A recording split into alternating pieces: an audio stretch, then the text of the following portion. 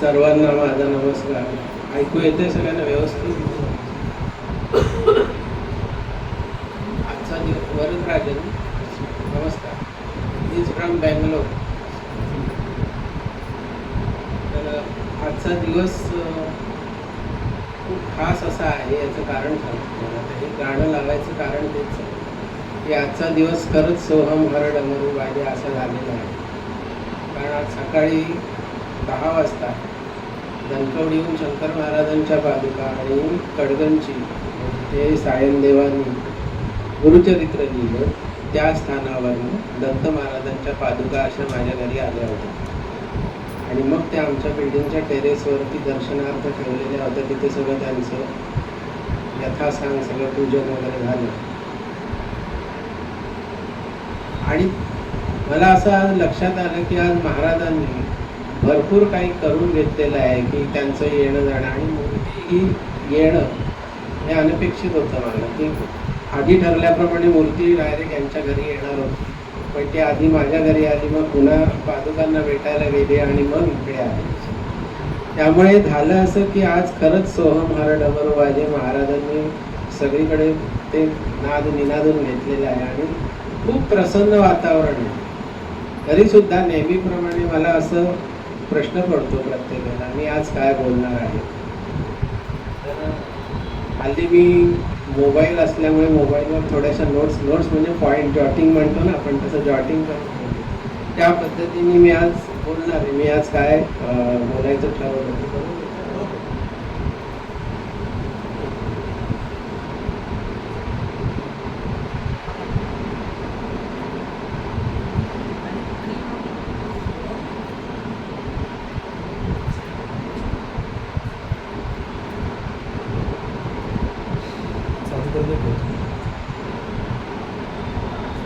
आजच्या व्याख्यानाची सुरुवात एका छोट्याशा हकीकतीने करूया आपण.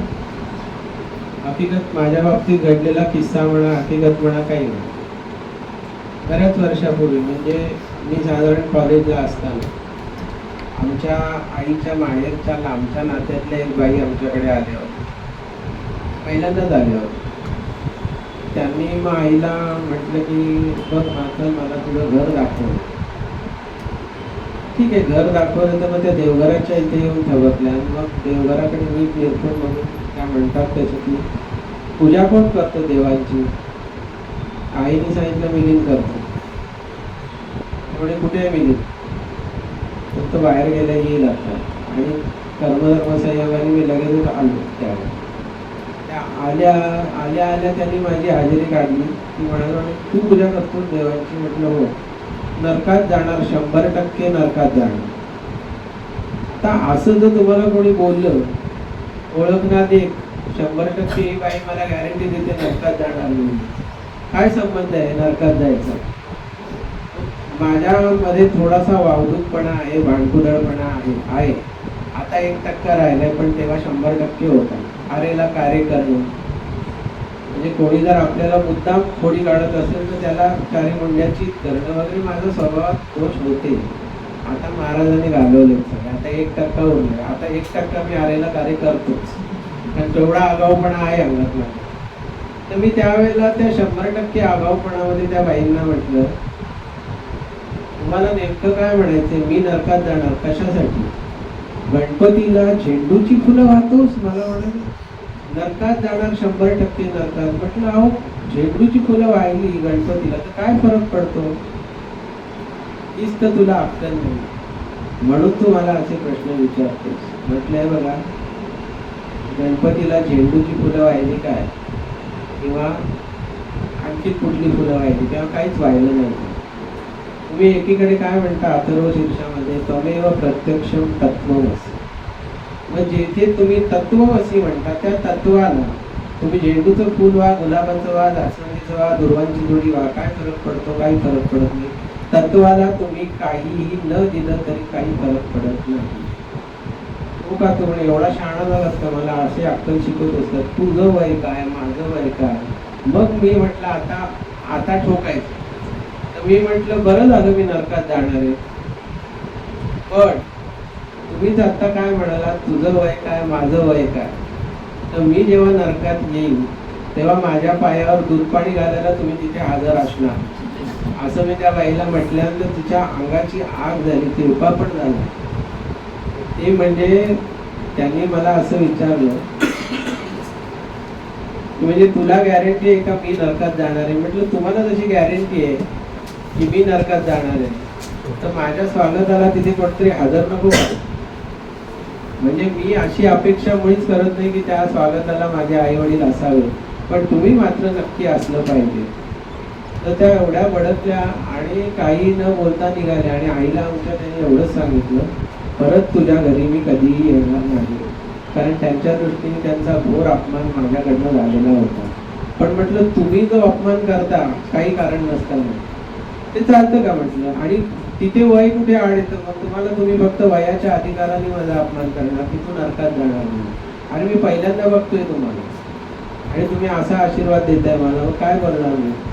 तर याच्यामध्ये फरक कुठे येतो की स्वर्ग आणि नरक ह्या जो संकल्पना आपण उराशी घट्ट बाळगून बसलेलो आहोत की वरती कुठेतरी स्वर्ग आहे आणि खाली कुठेतरी नरक आहे. तर वरती स्वर्ग नाही, खाली नरक नाही. याचं कारण आपणच आकाशामध्ये असल्या कारणाने. आपल्या वरती ही आकाश आहे, आजूबाजूला आकाश आहे, खाली ही आकाश आहे, कुठेही पाताळ नाही. जमिनीतनं कुठलाही पॉईंट मोजून काढला तर तुम्हाला पाताळामधली कुठली वस्ती दिसणार नाही किंवा काही दिसणार नाही. जाल फार तर तुम्ही अंटार्क्टिका आर्टिकपर्यंत अंटार्क्टिकापर्यंत जाल कुठेतरी खोदत खोदत, वरती नाही तर खालती. स्वर्ग नाही की पाताळ नाही, काहीच नाही. नरक तर त्याहून नाही. मग स्वर्ग आणि नरक आहेत कुठे? तर आपण जेव्हा म्हणतो की पिंडी ते ब्रह्मांडी आणि ब्रह्मांडी ते पिंडी, तर ब्रह्मांडात कुठे जर स्वर्ग नावाची चीज अस्तित्वात असेल तर ती आपल्या शरीरामध्ये स्वर्ग आणि नरक हे अस्तित्वात आहे. त्याचं कारण कसं आहे ते सांगतो तुम्हाला. की आपली जी नाभी आहे वेपी, त्या नाभीपासूनचा जो वरचा भाग आहे त्याला स्वर्ग म्हणावं आणि नाभीपासूनचा जो खालचा पायापर्यंतचा भाग आहे तो नरक आहे. तर कसा नरक आहे की मलमूत्र वीर्य यापासून जे काही उत्पत्ती होते किंवा जे काही आपल्यामध्ये शरीरातलं उत्सर्जन होतं ते कमरेखालच्या भागामध्ये असल्या कारणाने बेंबीच्या इथूनचा भाग हा नरक समजावा. पण त्याच्यामध्ये बारकावा असा आहे की त्याच्यामधनंच प्रोडक्शन पण होत असल्या कारणाने आणि ब्रह्मदेवांचा संकल्प पूर्ण होत असल्या कारणाने तो सेमी नरक असा आपण समजायला हरकत नाही. आणि स्वर्ग म्हटल्यानंतर जेवढा आपला सहस्त्रारापर्यंतची चक्र येतात, बेंबीपासूनची म्हणजे मणिपूर चक्रापासून सहस्त्रारापर्यंत चक्र सगळ्यांना माहिती आहे, तसं मी गृहीत धरतो, त्या दृष्टीने मी बोलतो. माहिती आहेत ना सगळ्यांना चक्र काय आहेत ती, मूलाधारापासून ते सहस्त्रारापर्यंत. तर हे जेव्हा आपण लक्षात घेतो तर मणिपूर चक्रापासूनची जी वरची चक्र आहे ती उन्नत होत जाणारी चक्र असल्या कारणाने त्या उत्तरोत्तर प्रगतीमध्ये आपण जेव्हा सहस्त्रारापर्यंत जातो तेव्हा प्रत्यक्ष साक्षात शिवाचं दर्शन करतो ध्यानामध्ये. हे सगळं मिटल्या आड डोळ्याआडची दुनिया आहे. आणि मिटल्या डोळ्याआडची दुनिया असली की मग स्वर्ग आणि नरक आपल्याला सापडतो. तसंही आपण कसं म्हणतो की एकदा माझे डोळे मिटले कायमचे की मग स्वर्गात जातो का नरकात जातो ते ठरवणारा कोणतरी बसलेला असतो वही चोपडी घेऊन. पण आपण जेव्हा ध्यानावस्थेत जातो तेव्हा आपण डोळे मिटल्यानंतर आपल्या असं लक्षात येतं की आपण वरच्या स्तरावरती जेव्हा आपली चेतना ध्यानामध्ये वरच्या स्तरावर जाते त्यावेळेला आपल्याला स्वर्गामध्ये गेल्यासारखा अनुभव येतो. आणि जेव्हा आपली चेतना ही मूलाधारापर्यंत खाली सरकत जाते तेव्हा आपल्याला असं वाटतं आपण कुठून तरी वरनं खाली आलेलो. म्हणजे शक्ती जेव्हा ऊर्ध्वगामी होते तेव्हा ती स्वर्गामध्ये गेल्यासारखं वाटतं आणि शक्ती जेव्हा अधोगामी होते तेव्हा आपल्याला नरकामध्ये गेल्यासारखं वाटतं. वास्तविक नरक म्हणजे काही वाईट नव्हे आणि स्वर्ग म्हणजे काही उत्तम नव्हे, दोन्ही समसम आहे. म्हणजे पॉझिटिव्ह आणि निगेटिव्ह हे जे दोन बिंदू असतात त्या दोन बिंदूंमधला समन्वय म्हणजे स्वर्ग आणि नरक असं समजायला हवं. तर त्वमेव प्रत्यक्षम तत्वमसी म्हटल्यानंतर जे तत्व जर समजा मूलाधारापासून ते सहस्त्रारापर्यंत पूर्ण अंशाने भरून राहिलेलं आहे, ज्याला आपण चेतना म्हणतो, ज्याला आपण चैतन्य म्हणतो, जी चेतना आपण ध्यानामध्ये वरचेवर वृद्धिंगत करत असतो त्या चेतनेला जर तत्व म्हटलं तर त्या चेतनेचा जर आपण मूर्ती रूपाने आविष्कार केला तर त्या मूर्तीला काय व्हावं आणि काय नाही याचं कुठेही वर्गीकरण उरत नाही. आणि याचं आणखीन एक गमतीशीर उदाहरण म्हणजे भाद्रपदातल्या गणेश चतुर्थीला गणपतीला तुळस व्हायची प्रथा आहे. अनेक मंडळी मी अशी बघितलेली आहेत की ती वर्षभराचा सूड उगवल्यावर की त्या दिवशी गणपतीला तुळस वाहतात, की घे बाबा आता उद्यापासून वाहता येणार नाही, त्यामुळे आज तुला तुळशीचे बारेच्या बारे वाहणार, अशी पण मंडळी आहे. मग असं जर असेल तर तुम्ही देवाचा सूड उगवता म्हणजे वर्षभरात एकदा तुला तुळस नाही तर नाही व्हायची तर बघ, अशा पद्धतीने वाहिली जाते. तर त्याला काही अर्थ नसतो. म्हणजे तत्वमसी याचा अर्थच जर जाणून घेतला नाही तर तत्वमसी याचा अर्थ नाही जाणून घेतला तर काय होणार तुम्ही? मग तुम्ही असं वर्गीकरण करणार, तुम्ही झेंडूची फुलं वाहतात तुम्ही नरकात, हे जास्वंदीची वाहतात ते स्वर्गात, हे दुर्वांच्या 21 जुड्या वाहतात ते सुपर स्वर्गात. मग हे अशाचं वर्गीकरण केलं तर मग याला अंधश्रद्धा म्हणावं, अज्ञान म्हणावं का अर्धवट ज्ञान म्हणावं?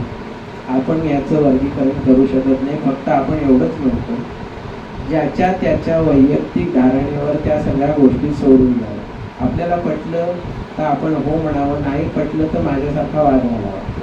आणि मग त्यांनी आपल्या घराची पायरी पुन्हा नाही चढली तरी काय हरकत नाही. आणि आणखीन एक माहिती सांगतो तुम्हाला, अजून ज्या बाई नरकात गेलेल्या नाहीत अजून हयात आहे. म्हणजे मी म्हटलं ना, आता मी वाट बघतोय ते कधी जातात, कारण त्यांच्या मागे मला जायचंय ना. म्हणजे अजून आहे हयात. तर अशा सगळ्या गमती जमती असतात. त्याच्यामध्ये आणखीन एक सांगतो की हे जे सगळे आपण जे काय पूर्वग्रह मनामध्ये ठाम पकडून बसलेलो असतो, की अशाला असं, अशाला असं, अशाला असं. तर आमच्या पंजोबांनी सांगितलं, आमच्या खापर पंजोबांनी सांगितलं, खापर पंजोबा मेले, पंजोबा मेले, आजोबा मेले, तुझे बापही मेला तुझा, मग तू काय ते घट्ट धरून बसत नाही. ते असं नसतं. एकाने मागे मी उदाहरण सांगितलं होतं का, एखादी सांगितलं होतं की आमच्याकडे गौरी आल्या ना आणि उभ्या राहिल्या गौरी, की घरातला कचरा अजिबात बाहेर टाकायचा नाही, तो तसाच्या तसा साठवून ठेवायचा. म्हटलं गौरी उभ्या करताय, महालक्ष्मी म्हणताय त्यांना, आणि कचरा का साठवून ठेवायचा? नाही म्हणे, त्या कचऱ्यामध्ये जर काही चुकून काही पडलं आणि ते गेलं तर मग लक्ष्मीला घालवलं ना आपण बाहेर. तर याच्यासारखा मॅग्नेस मी कुठे बघितलेला आहे. एकीकडे सुवासिक फुलांची आरास आणि दुसरीकडे ग्रीनमध्ये हा एवढा कचरा. म्हटलं त्याचा वास कोणाला येतो माहिती नाही, म्हणजे गौरीला येतो का कशाला येतो? मग तिला हाकलायचं का नाही? तर ती म्हणे अलक्ष्मी असते, तिची बहीण असते गौरीची, महालक्ष्मी. मग आधी अलक्ष्मी काढायची मग गौरीला काढायचं. म्हटलं काय बावळटपण आहे. म्हणजे असं जर आपण विचार करत बसलो तर कितीतरी गोष्टी अशा आपल्याला दिसत राहतात. याच्या मागे पक्की मनोभूमिका असते की असं असं म्हणजे असंच, त्याच्यामध्ये कुठलाही बदल होता कामा नये. आता गौरींना पुरणपोळीच दाखवायची, मग गुळाची पोळी दाखवली तर काय फरक पडतो, सांज्याची पोळी दाखवली तर काय फरक पडतो, भाकरी दाखवली तर काय फरक पडतो? काही फरक पडत नाही. त्वमेव प्रत्यक्षम तत्वमसी म्हटल्यानंतर गौर पुरण खाते, पुरणाची पोळी खाते आणि भाकरी तिला चालत नाही, हा मॅग्नेस. ज्याच्याकडे पुरणपोळी करायची ऐकत नाही तर भाकरी भाजीचा नैवेद्य दाखवतो. पण आपल्यामध्ये आपल्याकडे काय असतं? नाही शॉप असतो ना, मी अमुक एवढ्या पद्धतीचा नैवेद्य दाखवतो. 1000 रुपयाची सोन्याच्या वर्गाची मिठाई आणली, ती स्वस्त असते. 1000 रुपये म्हणजे मी कमी सांगतो, 8000 7000 रुपये किलो सोन्याच्या वर्गाची मिठाई असते. आपण सोन्याच्या वर्गाची मिठाई, चांदीच्या वर्गाची मिठाई, नाही तर नुसती मिठाई, काय फरक पडतो? तत्वमसीला काही फरक पडत नाही. तत्वमसीला फक्त 100% तुमचा जो भाव आहे तोच भाव तत्वमसीला पाहिजे असतो. आणि ते तत्व चैतन्य रूपाने, चेतनेच्या रूपाने संपूर्ण मानव जातीमध्ये, संपूर्ण सजीवांमध्ये भरून राहिलेलं असल्या कारणाने तुम्ही त्याला काहीही केलं नाही तरी देव कोपत नाही. कारण तो कोपतो तो देव नसतो, कारण तो षड्विगुणच्या पलीकडे असतो. कोपतो तो फक्त माणूस असतो, तो दुसऱ्याला शाप देतो, तो नरकात जाशील म्हणून. बाकी कोणी कोपत नाही. देव तर कधीच कोपत नाही. देव कोपणं ही हास्यात्मक संकल्पना आहे. म्हणजे मनोव्यापाराशी या सगळ्या गोष्टी निगडीत आहेत. मध्यंतरी मला एकाने असं सांगितलं की 35 वर्ष एका बाईंच्या अंगामध्ये रात्री 12 ते 2 त्यांची आजी यायची. बाईच्या अंगात आजी यायची तिची 12 ते 2. आणि 2 नंतर ते सगळं निघून जायचं. म्हटलं ते बरोबर आहे की 12 ते 2 ही भूतांची वेळ आहे, हे जेव्हा डोक्यात पक्क बसलेलं असतं पिढ्यानपिढ्या, जनरेशन टू जनरेशन. त्यामुळे आजी बरोबर 12ला येते. ब्राह्ममुहूर्तावर आजी येत नाही, कारण ब्राह्ममुहूर्त ही देवांची वेळ असते. म्हणजे भूतानी राडे घालायचं तर ते 12 ते 2 मध्ये राडे घालायचे काय. मग त्या पद्धतीने ती घुमत असायची म्हातारी, ती बाई म्हणजे 35 वर्ष. आणि मी असं करीन, मी घराण्याचं वाटोळं करीन. म्हटलं वाटोळं करण्यासाठी तू काय, तुझंच घराणं आहे. मग 35 वर्ष जर एखादा संचार एखादी बाई सांभाळत असेल तर त्या संचारामागचं मनोविज्ञान काय ते आपल्याला शोधायला पाहिजेच की वर्षानुवर्ष ही जी भूमिका धरून बसलेली आहे की माझ्या अंगात माझी आजी येते, ती एवढंच सांगते माझं सगळं राहिलेलं आहे. 35 वर्ष ती बाई रोज सांगते माझं सगळं राहिलेलं आहे. मग तुम्ही का काही केलं नाही तिचं?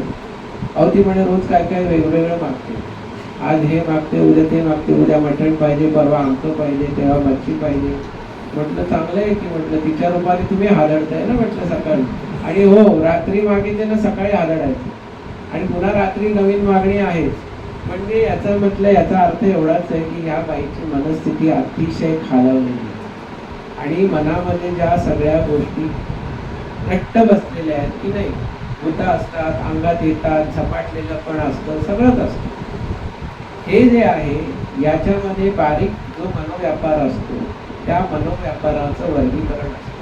म्हणजे त्याची कंपार्टमेंट बांधलेली असतात त्या मनोव्यापाराची, की अशाला असं, अशाला असं, अशाला असं. मानसिक रुग्णाची अवस्था ती अशी वाढत जाते आणि त्याला कुठे इलाज नसतो. म्हणजे काय असतं की आपण एकच एक भूमिका वर्षानुवर्ष सांभाळून ठेवतो. मग त्यांना कोणीतरी सांगितलं की तुम्ही नारायण नागबळी त्रिपिंडी श्राद्ध करा, हा त्रास जाईल. त्यांनी तो विधी केला. कुठे केला माहिती नाही, त्र्यंबकेश्वरला केला की आणखी कुठे केला. आणि त्या दिवसापासून ती आजी यायची बंद झाली. मी म्हटलं एवढंच आहे की त्या दिवसापासून त्या बाईची जी मनस्थिती बिघडलेली होती तिला एकच हे मिळालं की आपली जी काही आजी आहे तिला त्या विधीमुळे मुक्ती मिळाली. त्यामुळे आता हे नाटक जास्ती वठवण्यात अर्थ नाही. 35 वर्ष एखादा रोल करणं ही सोपी गोष्ट नाही आहे, पण ती मनोविकाराच्या अवस्थेतली गोष्ट आहे.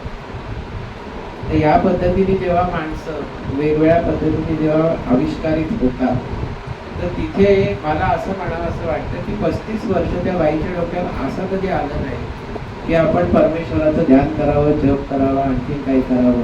कारण काय आहे, ती बुद्धीच होत नाही.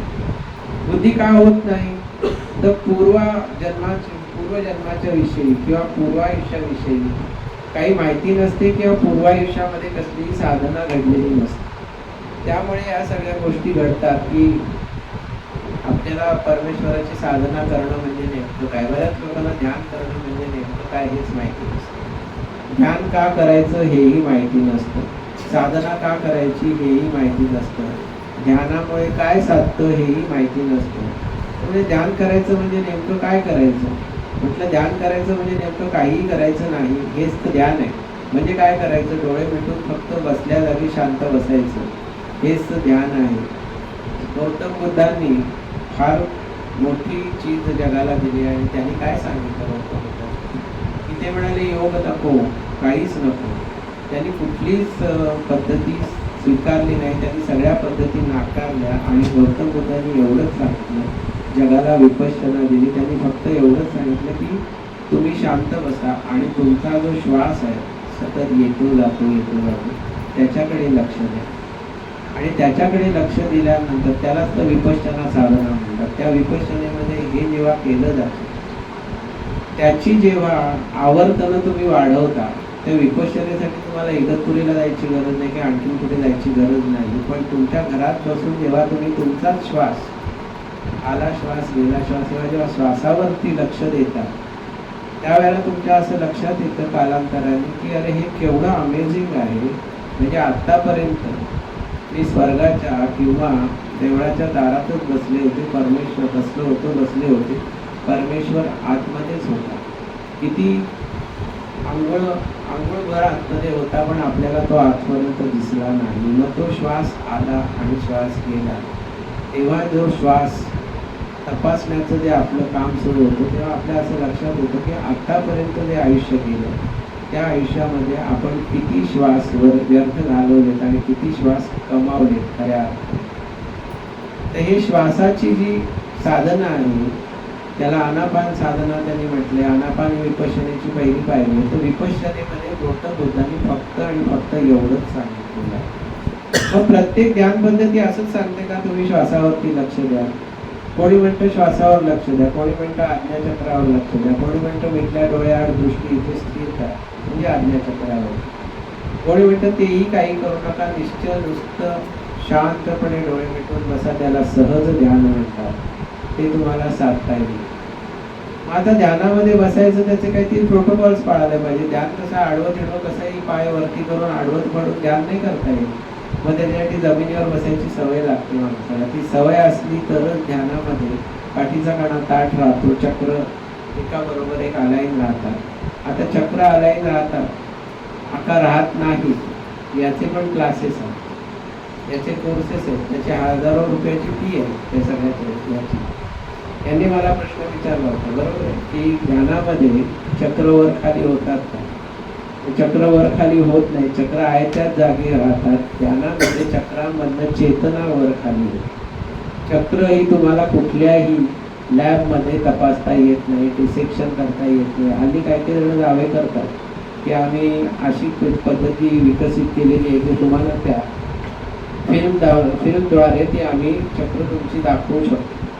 त्याच्यामध्ये एनर्जी कुठे कमी आहे, कुठे जास्ती आहे, काय आहे.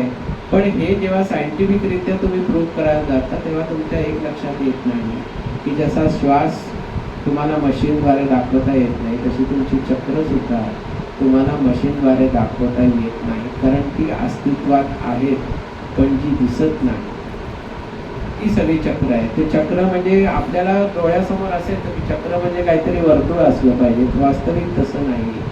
प्रत्येक चक्राचा आकार हा वेगवेगळा आहे. सहस्त्रारापर्यंत वेगवेगळा आहे. मूलाधारापासून ते सहस्त्रारापर्यंत. मूलाधार हे बेस चक्र आहे आणि सहस्त्रार हे सगळ्यात वरचं क्राऊन चक्र असं आपण ज्याला म्हणतो. म्हणजे चेतना ही जेव्हा वरच्या स्तरापर्यंत जाते त्यावेळेला जे लक्षात येतं आपल्या की चेतनेचा स्तर वाढत गेल्यानंतर आपल्या आतमधल्या ऊर्जेला, एनर्जीला काहीतरी एक पुश मिळालेला आहे. आणि एक लक्षात घ्या, तुम्ही कोणतंही ध्यान करा, कोणतीही साधना करा, 24 तास कोणीही ध्यान करू शकत नाही. 24 तास ध्यान करणं हा स्वतःशी केलेला म्हणजे आपण म्हणतो खेळ आहे किंवा प्रतारण आहे, फसवणूक आहे. कारण 24 तासामध्ये 24 मिनिटं जरी सलग ध्यान लागले तरी तुम्ही खूप काही कमवलं त्या दिवसभरामध्ये.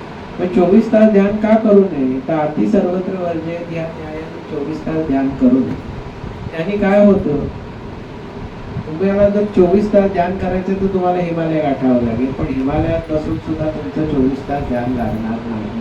त्याचं कारणच असं आहे की 24 तासामध्ये अनेक तास असे असतील की आपण ते घर सोडले, आपली जी बायका मुलं सोडले, आपले जे नातेवाईक सोडले, त्या सगळ्यांना कुठे ना कुठेतरी सतत आपला मनाने संपर्क राहतो, कॉन्टॅक्ट राहतो. तुम्ही फोनवर बोला नाही तर नका बोलू, काही करा, पण तुमचा त्यांच्याशी कॉन्टॅक्ट राहतो. आणि त्याद्वारे काय होतं तुम्ही की मग हिमालयात बसून जर घर दिसायला लागलं तर घर दिसत असेल तर हिमालयात बसण्यात काय. आणि घरात बसून जर तुम्हाला हिमालय दिसत असेल तर त्याच्यासारखी दुसरी चांगली गोष्ट आहे. मग स्वतःच्या घरात बसूनच सुंदरपैकी ध्यान करावं. त्या ध्यानामध्ये चक्र बॅलन्स आहे किंवा नाही याचा विचार करू नये. याचं कारण असं आहे की जे आपण पाहिलंच नाही ते आपण सिद्ध झालंय वगैरे वगैरे आपण कसं बघू शकतो. पण एखाद्याला जी दृष्टी प्राप्त होते की आपले अमुक चक्र सिद्ध झाले, अमुक चक्र सिद्ध झाले,